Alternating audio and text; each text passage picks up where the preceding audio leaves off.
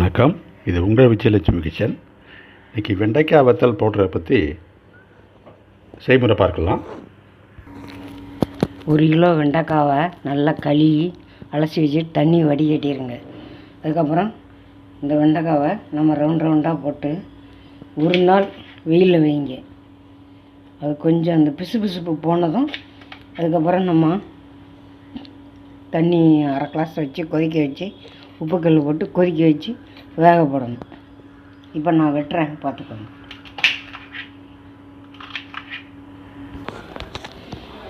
வெண்டைக்காவை முத்தெல்லாம் எடுக்காதீங்க, பிஞ்சாக எடுத்துக்கோங்க.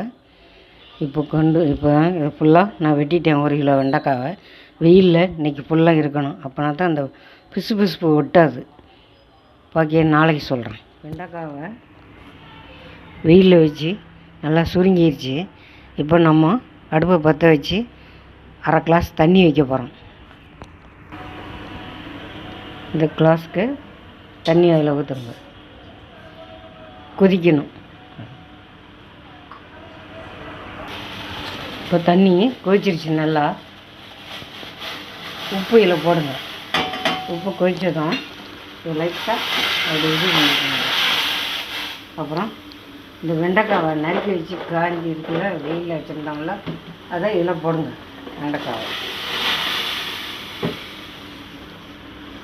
இது நல்லா குளிக்கி எல்லா இதுலேயுமே உப்பு சேரணும்ல, அந்த தண்ணியிலே அப்படியே குளுக்குங்க.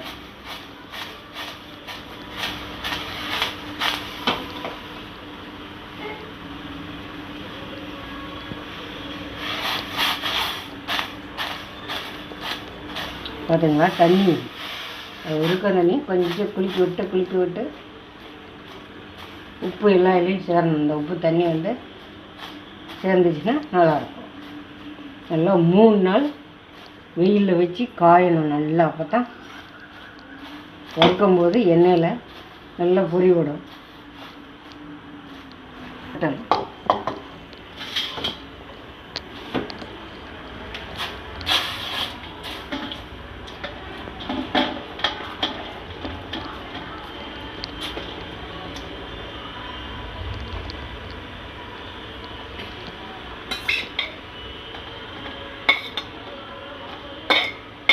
நல்லா 3 நாள் 4 நாளும் நல்லா வெயில் வச்சு எடுத்தீங்கன்னா மோர் சாதத்துக்கு சாப்பிட சூப்பராக இருக்கும்.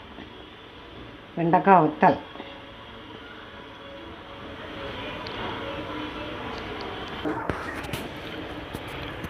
இந்த உப்பில் கலந்த வெண்டைக்காய் துண்டுகளை வெயிலில் 2-3 நாள் காய வைக்கணும். காய வச்சதுக்கப்புறம் வெண்டைக்காய் வத்தல் ரெடி ஆயிரும். அதை எண்ணெயில் போட்டு வறுத்து இது பண்ணிட்டிங்கன்னா உங்களுக்கு சூப்பராக இருக்கும் சாப்பிட்றதுக்கு. இந்த செய்முறை உங்களுக்கு பிடிச்சிருந்துன்னா லைக் பண்ணுங்கள், உங்கள் ஃப்ரெண்ட்ஸுக்கு ஷேர் பண்ணுங்கள்.